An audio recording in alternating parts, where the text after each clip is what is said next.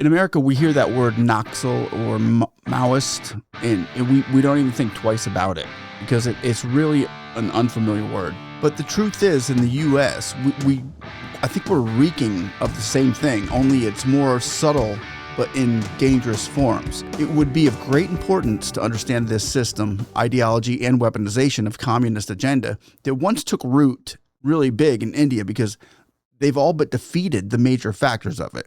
So I heard these words, Naxal and Maoist, that were spoken against by Narendra Modi in his 80th anniversary of the independence of India. And I had to get answers to what exactly he was talking about. And once I found out its history and its present occupation in India, I was floored. I was floored because the story was all too familiar with much of what's going on in Europe and the United States. And again, I'm so thankful for my friend Aadi Achint joining us to share this in-depth knowledge on this specific topic. And I think that everyone who hears this will be much wiser to the events that are taking place right now. Here there is cloud bursts. Really? An entire cloud section will just fall down. Now, if there's a cloud burst, that capacity of the river is just overwhelmed. So you'll have trees and all sorts of stuff coming down your way.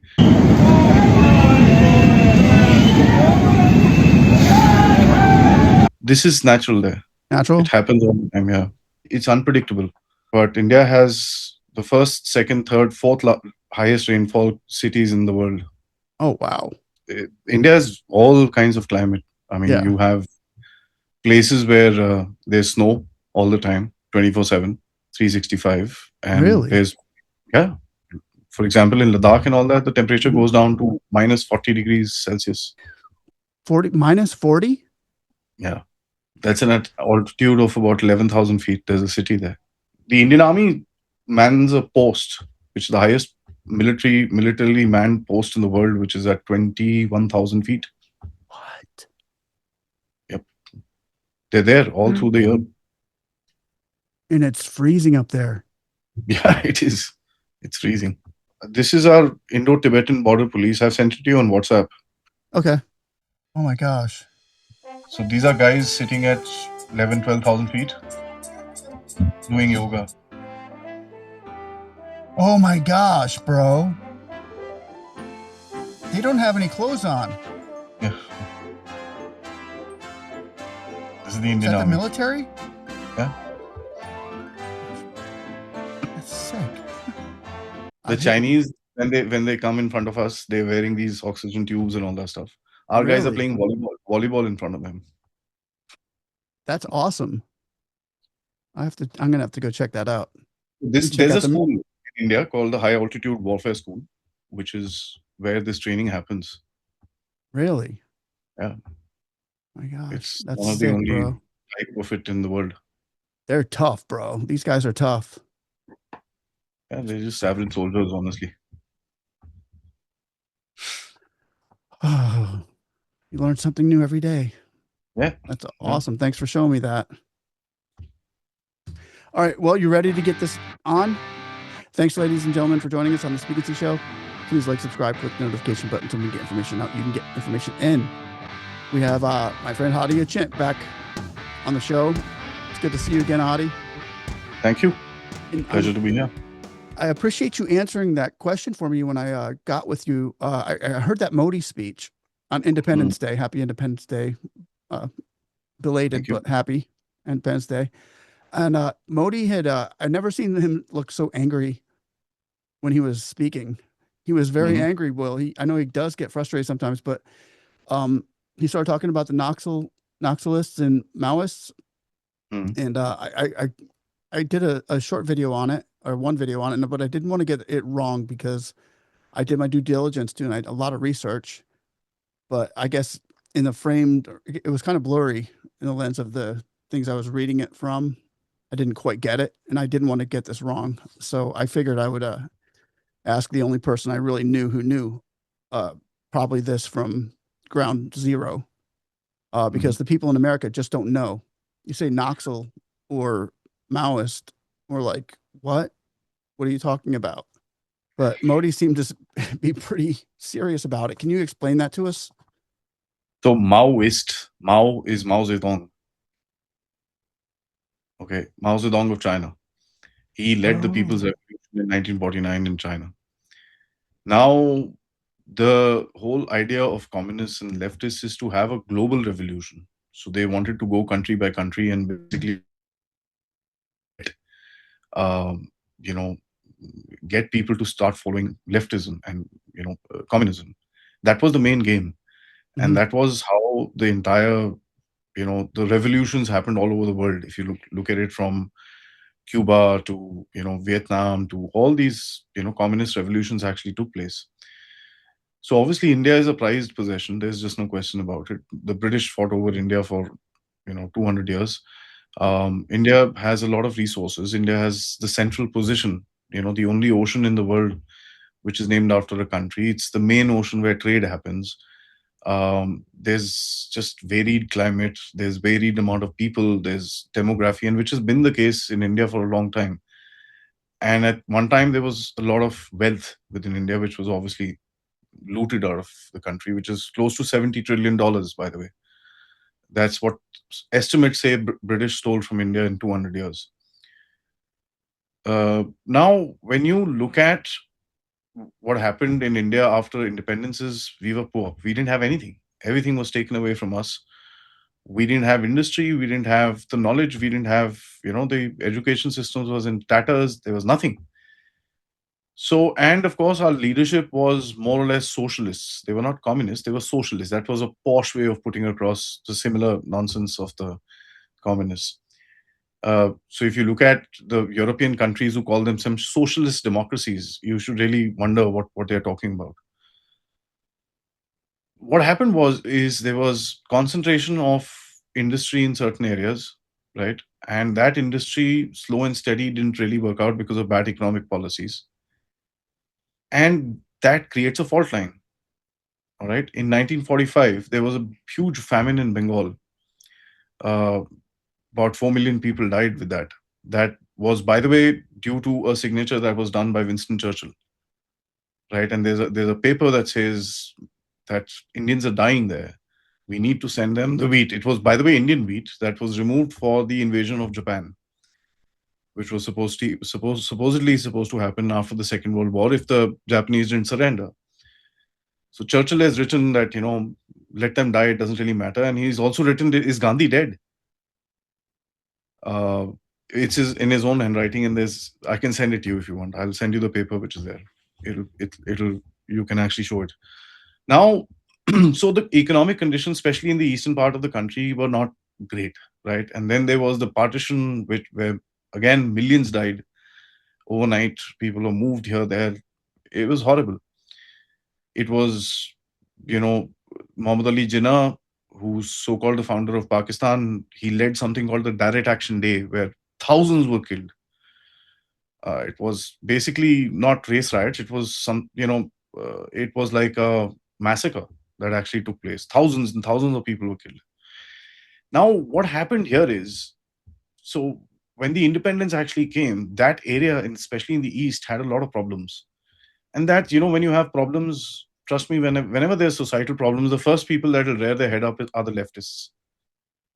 They'll just stand up and they'll start becoming the holier than the thou sort of a thing, and Mhm. you'll find them kind of, gaining ground in that aspect. So they were the extreme left, terrible ideologies. So in 1967, few of these chaps, one main guy called Charu Majumdar and all some of these chaps, who basically led a sort of a peasant revolt, Mhm. right? Which was, again, the red flags and all that nonsense started coming up. And they were building up this stuff, especially when the India-China war happened. A lot of the communists in India were doing blood donations for the Chinese. Mm. So, they're transnationalists. They don't, I mean, Yeah. so today when they talk about breaking down the borders and this and that, these are all the same ideological people who have termed themselves as left liberals, but they're Mhm. actually not left liberals. They're hardcore communists. Right on. So China started funding this particular thing. A lot of weapons came in. The control of the country at that time was very weak in a lot of areas. We just went through a defeat in the war in 62. We had another war in 65. We had a standoff with the Chinese where we beat the hell out of the Chinese in 67. They were pissed off. So when this thing happened, we 67 Nathula standoff. Someday, if you want to talk, we can. 800 Chinese were killed there by the Indian armed forces. Uh, so there was a very, a lot of tension and stuff. So this peasant revolt happens, and it basically starts spreading across. Now, communism is like a virus. Mhm. It infects people really fast. And especially what happens is, I mean, there's a good old saying that if you're 20 and not a communist, there's something wrong with you. But if you're 40 and still a communist, there's definitely something wrong with you. So there's a good old saying, which, especially in India, it's true because Okay. of the politics that India has had. So this particular thing basically became an armed revolt. So there were multiple fronts that came out. It was called the Communist Party of India, Marxist, Leninists, and this and that and everything. An overall term were given to these people as Maoists because Mhm. they were all funded by the Chinese, right? Oh. Having said that, the intellectual backing to this nonsense was being done by leftist liberals who were Mm. studying in Western universities, for example, Harvard and Oxford and all these places. Yep. So they would call them Gandhians with guns. I mean, Gandhi stood for non-violence. How can a Yeah. Gandhi with gun? It doesn't really make sense, right? No. So India has 778 districts, and these people had taken over 223 of them. So one third of the country was under their, this thing. Now, if you look at this particular area, it's basically spreads from the east to the south. Uh, this is very, very rich in minerals, Uh-huh. extremely rich in coal, minerals, sand, silica, Mm. all sorts of very, very important stuff which is needed for any country. So there was a lot Expensive of stuff. smuggling that used to happen. Yeah. I mean, the Chinese at one time, this is in, late 90s, early 2000s, the Chinese literally smuggled out 10, 12 huge shiploads of material from here without anybody Really? realizing They it. Yeah, yeah, stole it it? was pretty, yeah, they literally stole it. Uh, so there's, and the problem was that this place was armed. It was armed to the freaking teeth. Really? Yeah, yeah. So there was a lot of weapons coming inside. Pakistan would send in weapons. China would send in weapons. The ideological support by the Western liberalists, it was like an insurrection within the country. The Mm. only thing was it didn't connect directly with China as a border.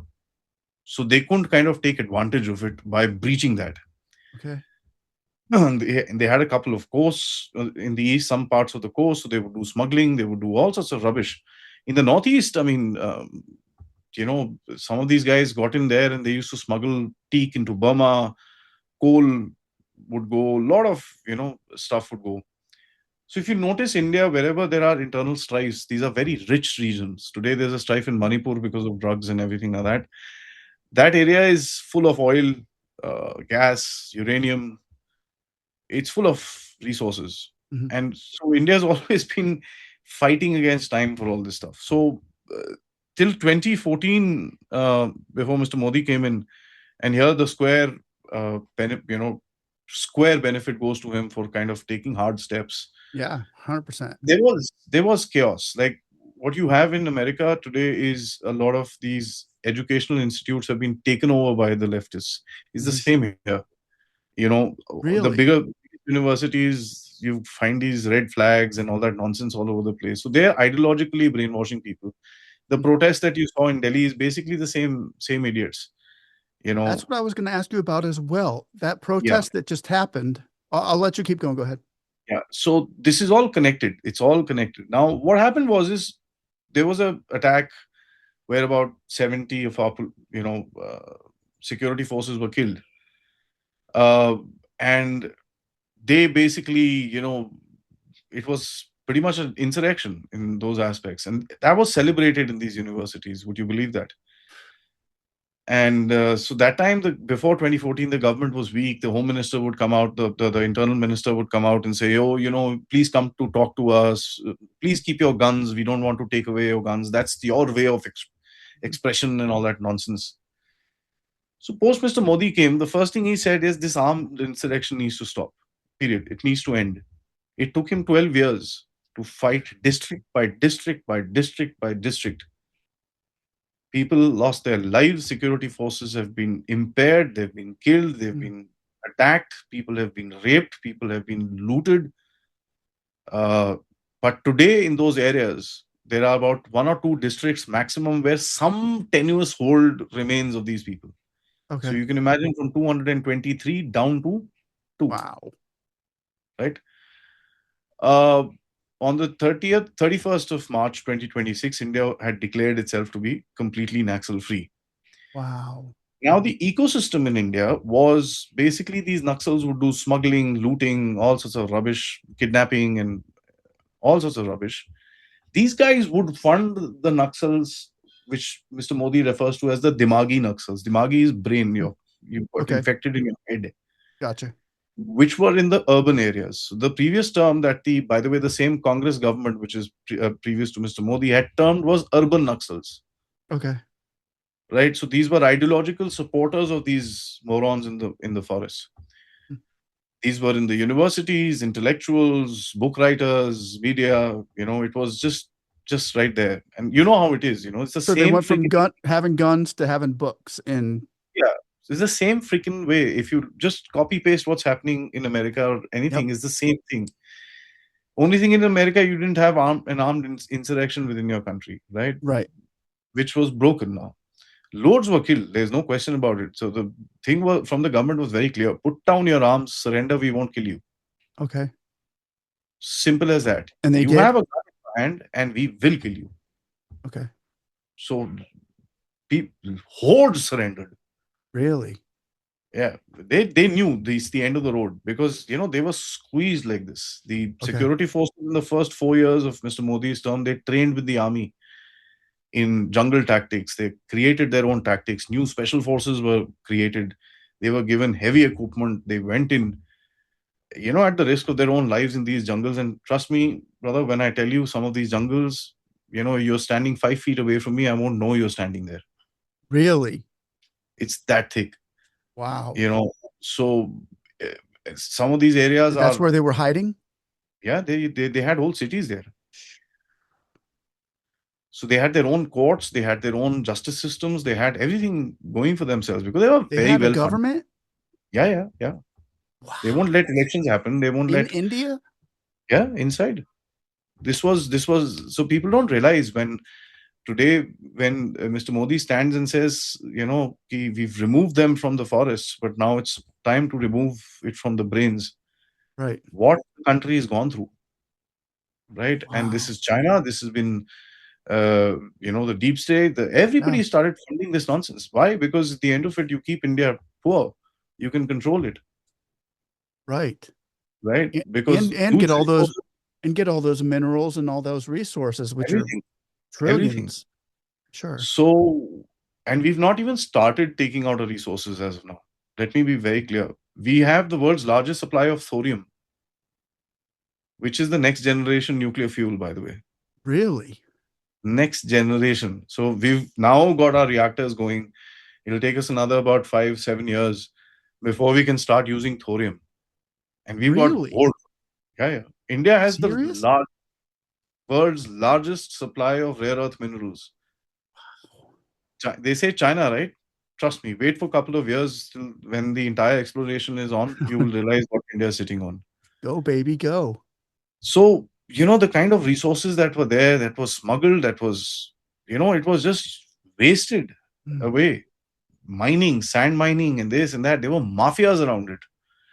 So these guys have started breaking all that, right? So the reaction comes when there is a protest, something like this. So all that pours into that place. Now, what Wow. triggered this? Every country has issues. Yeah. So we had a medical paper, entrance paper, and there was a leak in that. Again, Mhm. there's a mafia there as well. Really? Oh yeah, yeah, yeah. There are people in any place in the world. There will be people willing to pay something to get something, right? Yeah. All kinds of people everywhere. So those Yeah. people sometimes hit the jackpot. Yeah. I wish So we there would hit was the a jackpot in the United States because the United States is really, I mean, what you're talking about with these people with the communist ideology and stuff, United States is reeking of it. yeah. I mean, I can see that on your streets every week. Yeah. It's So bad. we had one protest, and it was the news of the world. We had one protest with Dude, that 20. protest wasn't that bad. No, I'm just saying, average size of that protest on the big day, which was the Yeah, the 20th, size there of were it. about 20,000 people. All Yeah. right. 1.4 billion Yeah. versus 20,000. Right.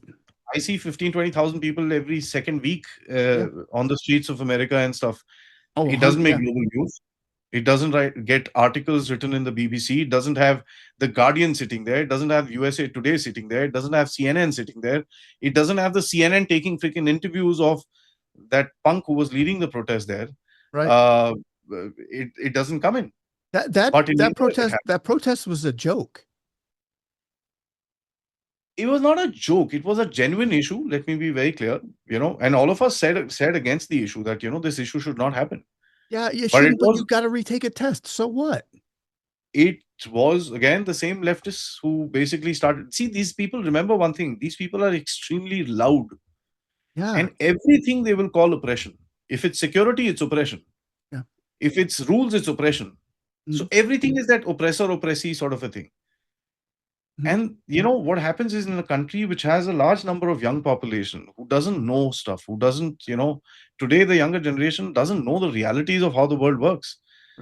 And that's how it is. Yeah. So they're impressionable, right? Very. They're impressionable. We were impressionable when we were young. We were the same idiots. There's no difference between the guys today, and we had our own clams. Yeah. So you get a bunch of people who are extremely loud, start abusing, start doing stuff. You become viral on the internet. Of course, you've got support from Meta and all these people who are, who've admitted to the fact that they've done something wrong in the back end. By the way, they've admitted in India. Really? Yeah. They've admitted that we were playing with the algorithm. So when the stupid thing that they did was they deleted Mr. Modi's post. Yeah, that was stupid. Yeah, when they did that, well, then the boot will come down. So today Yeah. there's an Indian monitoring system called Sayog, which they were refusing to connect into because they said, no, Really? no, we have free media and everything. We said, no, there's nothing free in India. In India, free speech is not absolute. Right. Certain restrictions. I can't walk around telling people I'll kill your mother. Right. It's not going to happen. So there Right. are restrictions to free speech. Yeah. In every country there is. There is Sure. nothing known as absolute free speech. Right. You can't say certain things. You can't, Sure. there is a certain, especially in civilizational countries, you can't denigrate your armed forces. You can't do it. Right. It's a crime. You can't freaking burn the flag. Right. You can't disrespect the national anthem. Right. When the national anthem plays, you stand up and stick straight. Like it or not. It is your country. You don't like it, please leave. There's no question. And every country is like that. So those are restrictions to the absolutism of free speech. Absolutely. So there are restrictions. That's the law. You want to change the law? Fine. Fight elections, come into the parliament, change the damn law. Who's stopping you? Yeah. Until then, you're going to jail.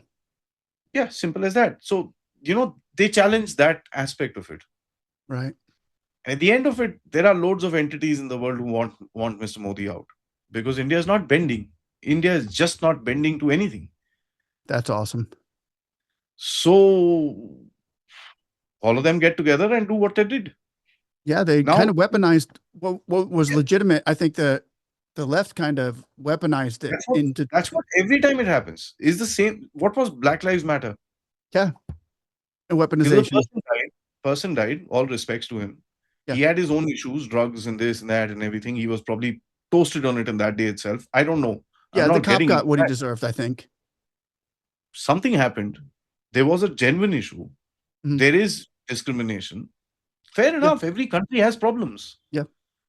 But to burn police station, burn cities, burn this thing, literally call for insurrection is not something which is appreciable. Right. And that's exactly what was happening here. So now what is happening is the fight is basically shifted from those dark jungles into the streets in cities where the Dimagi Naxals, as Mr. Modi put it, right? Yes. The brain-infected Naxals are the guys who are now basically showcasing their strength and saying, no, we will not cow down to your rules. Mm-hmm. We reject the state itself. Yeah.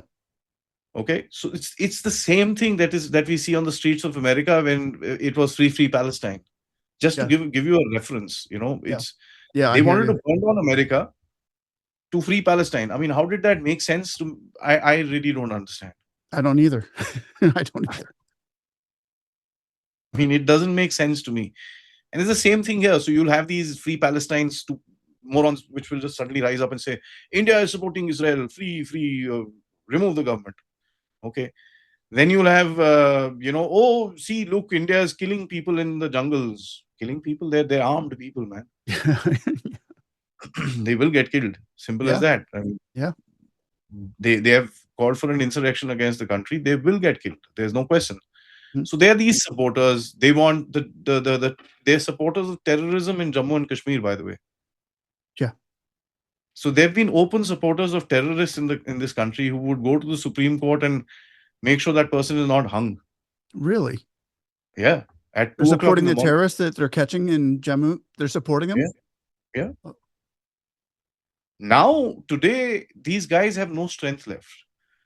Right. They used to do all this stuff till 2020, 2021, post which there were protests before also, and all of them got exposed really badly. Good. So this time what they've done is they've rejigged the protest to look like a student's Gen Z, this, that, and all that nonsense. I Yeah. personally don't agree with the term Gen Z. Ever. So they've rejigged it, reshaped it. They've got new monkeys standing in the front, but the same idiots at the back. Yeah. Gotcha.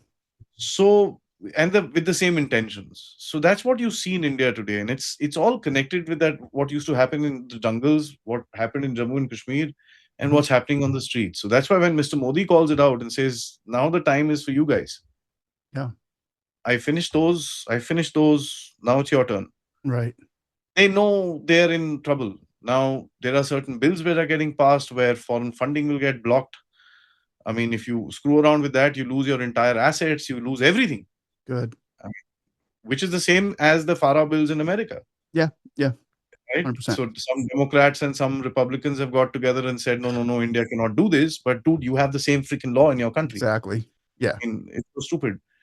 But that's how it is. So India is basically breaking those barriers one after the other, after the other, after the other, after the other. And the ecosystem which is against the nationalists in the country or the patriots in the country is Yeah. realizing that their power is kind of reducing.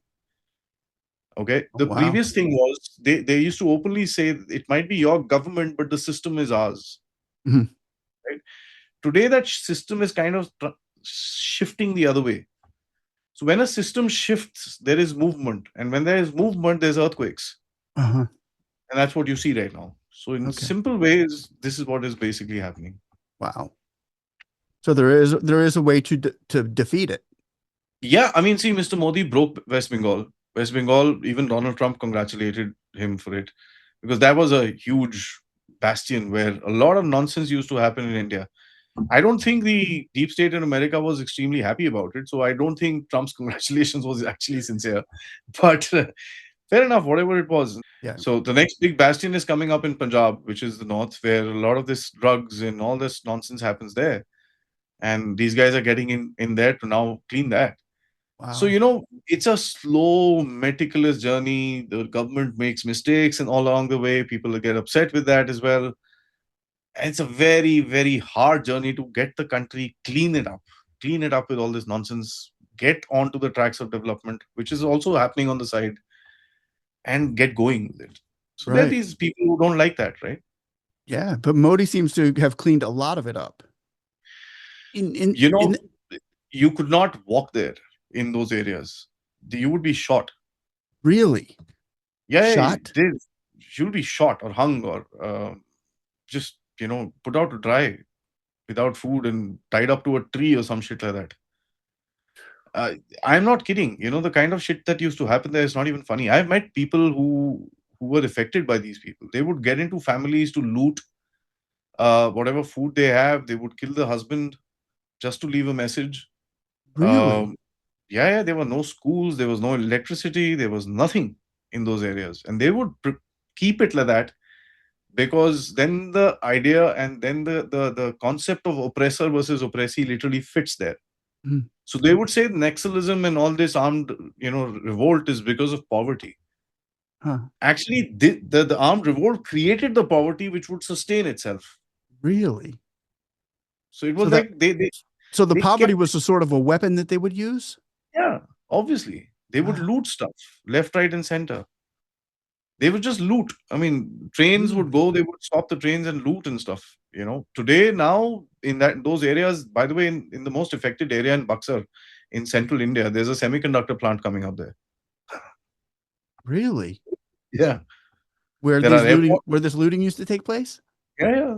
Wow, that's There are awesome. airports coming up. There are trains there. There are electricities. All India is now 99.9% electrified.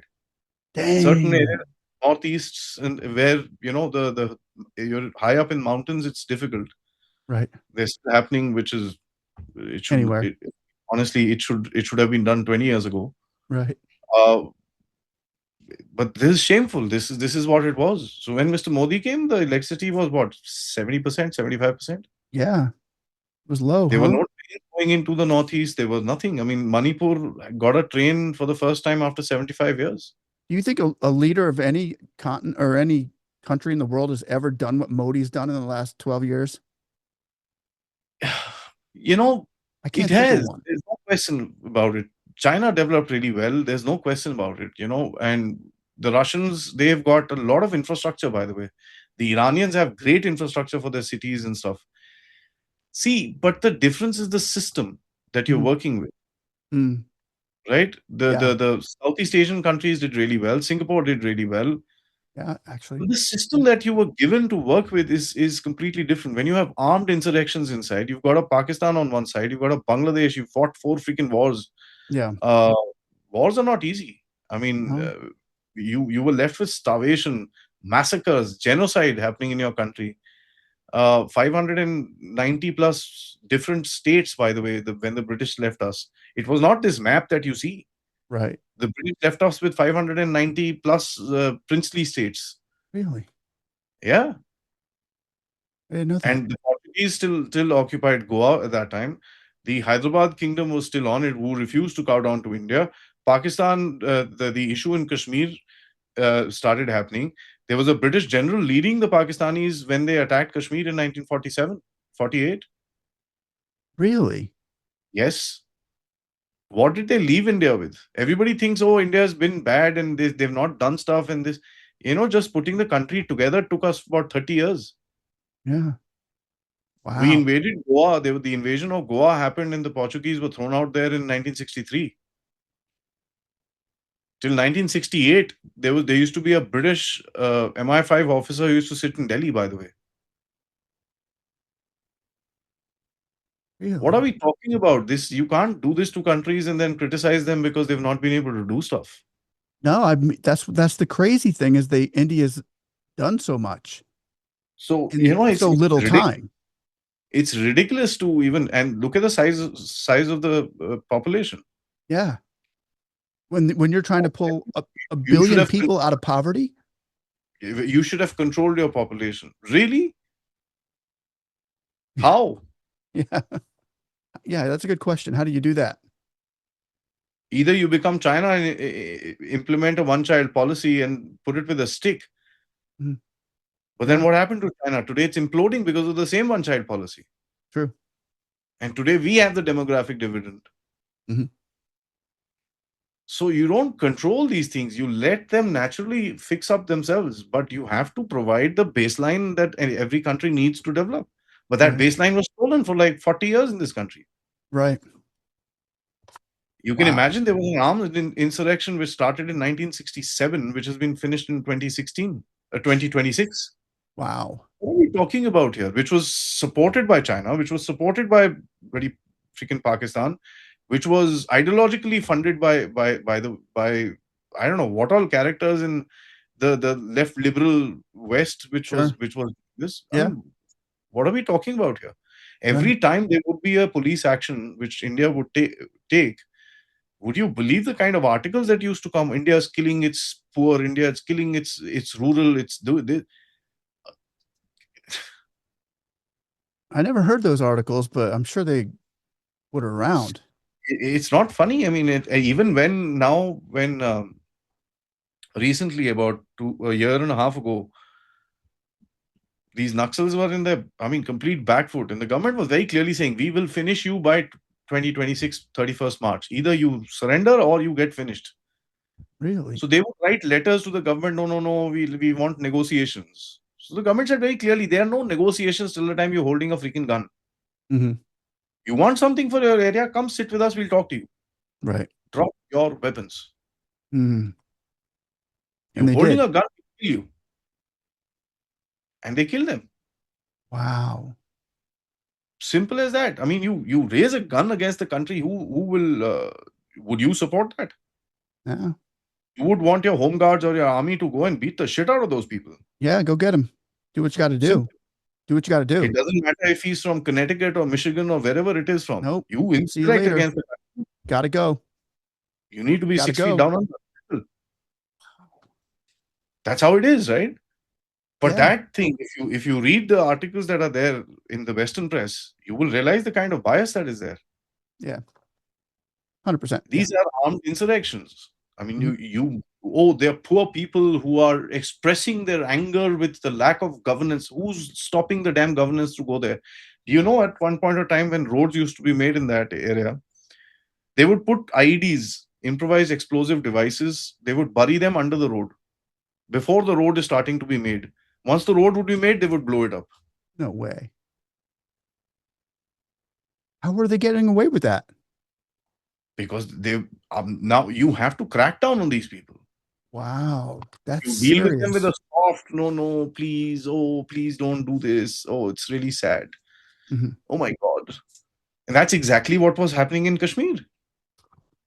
You were paying terrorists to kind of calm down, work against this, that, you were sorting this out. And today, when the government said, enough, fucking clean them. Get them out. There are attacks, there are incidents, Mm-hmm. but not like before. There was a time in the 90s where in Kashmir, terrorists used to roam openly with bloody AK-47s on their back. Really? There are times when the Indian army has gone out for a mission, taken out 20, 30 terrorists in one night and brought back. Today, you get a freaking medal if you kill one. Yeah. Because there are just about 15, 20 of them roaming around somewhere in the jungles in Kashmir somewhere. But there's no incidents. There's nothing. Pahalgam happened, yes. There's no question about it. So those incidents will take place. Those events will take place. Everywhere. It'll happen everywhere in the world. Yeah. But generally speaking, there is peace. For 1.4 billion people, there's a lot of peace. So, people don't understand that security is not just... Today, Pakistan is very clearly aware what we're going to do to it. Have you seen the documentary, by the way, on Discovery? No. There's an Operation Sindoor documentary that you must watch on Discovery. I did. I've seen just pictures that it was going to come out. Watch it. And you will realize what I'm talking about. Is that with Doval? Is that with that guy Doval? Okay, yeah, I haven't watched that yet. Is it good? You should, yeah. A lot of the things that we never expected the Indian Armed Forces to come out and say, they said it. Really? Yeah. I'm going to check that out. But people don't understand what the Pakistani DJ, the Director General of the Military Forces, when he called our Director General, he said, you fired enough BrahMos. I'm sure you are satisfied by now. Can we please stop this? Mm. Wow. You fired enough BrahMos rockets. Just please now. I mean, it's hurting. Enough is enough. Please stop it. Yeah. Can we please get they were begging. They were begging. They actually said, sir, I'm sure you are satisfied with it now. What you've done, I'm sure you're satisfied already. So can we please? Oh, wow. That came out? Yeah. Nice. So, people don't realize the realities and nobody wants to understand that there's another side of the story as well. Yeah. Aadi Achint. Everyone, be sure to find him, follow him on YouTube and X, and be sure to catch part 2 of this interview. It's called Far Left Vote Banks and Critical Mass with Aadi Achint. As we continue this into how it's developed into vote banks and critical mass of voters and inside infiltration, not just in India, but around the world, it goes further than you can imagine. And we need you. We need you to join the speaknsee family as we continue to expose and bring these stories to the forefront. We are grateful for you all, and God is good. One love. Let's stick together and we'll be all right, So go check out part 2.